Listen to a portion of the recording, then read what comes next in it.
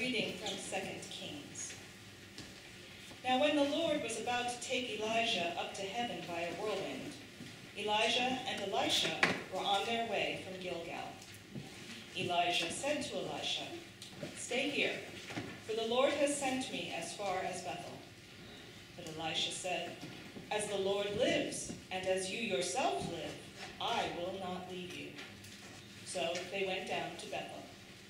The company of prophets who were in Bethel came out to Elisha and said to him, "Do you know that today the Lord will take your master away from you?"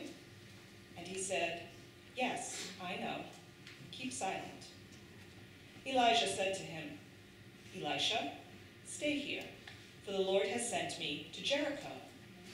But he said, "As the Lord lives, and as you yourself live, I will not leave you." So they came to Jericho. The company of prophets who were at Jericho drew near to Elisha and said to him, "Do you know that today the Lord will take your master away from you?" And he answered, "Yes, I know. Be silent." Then Elijah said to him, "Stay here, for the Lord has sent me to Jordan." But he said, "As the Lord lives, and as you yourself live, I will not leave you."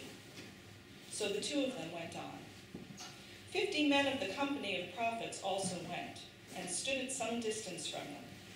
And as they both were standing by the Jordan, then Elijah took his mantle and rolled it up and struck the water.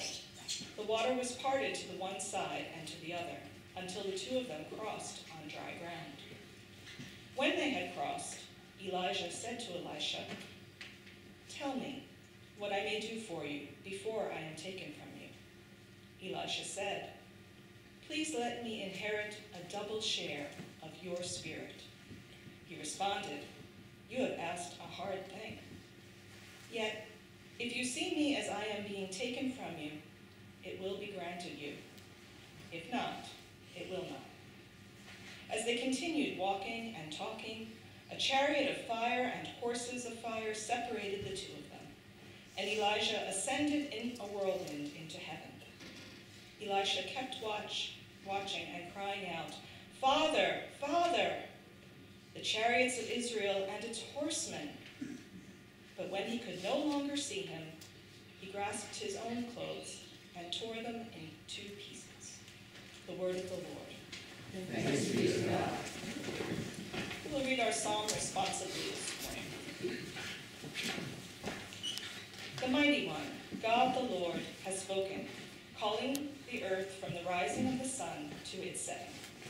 Out of Zion, perfect in its beauty, God shines forth in glory. Our God will come and will not keep silence, with a consuming flame before and round about a raging storm. God calls the heavens and the earth from above to witness the judgment of the people. Gather before me, my loyal followers, those who have made a covenant with me and sealed it with sacrifice. The heavens declare the righteousness of God's laws. Praise God who is judge. A reading from 2 Corinthians. And even if our gospel is veiled, it is veiled to those who are perishing. In their case, the God of this world has blinded the minds of the unbelievers to keep them from seeing the light of the gospel of the glory of Christ, who is the image of God. For we do not proclaim ourselves. We proclaim Jesus Christ as Lord, and ourselves as your slaves for Jesus' sake. For it is the God who said, "Let light shine out of darkness," who has shone in our hearts to give the light of the knowledge of the glory of God in the face of Jesus Christ. The word of the Lord. Thanks be to God. Thank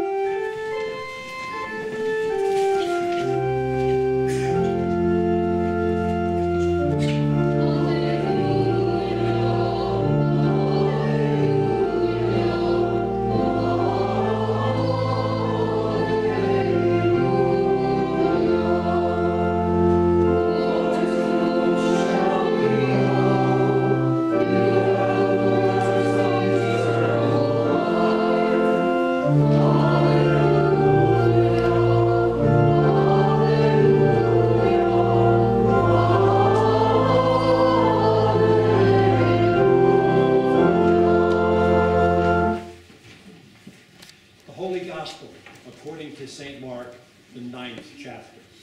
Glory to you, Lord. 6 days later, Jesus took with him Peter and James and John and led them up a high mountain apart by themselves. And he was transfigured before them, and his clothes became dazzling white, such as no one on earth could bleach them. And there appeared to them Elijah with Moses, who were talking with Jesus. Then Peter said to Jesus, Rabbi, it is good for us to be here. Let us make 3 dwellings, one for you, one for Moses, and one for Elijah. He did not know what to say, for they were terrified. Then a cloud overshadowed them, and from the cloud there came a voice, This is my son, the beloved. Listen to him.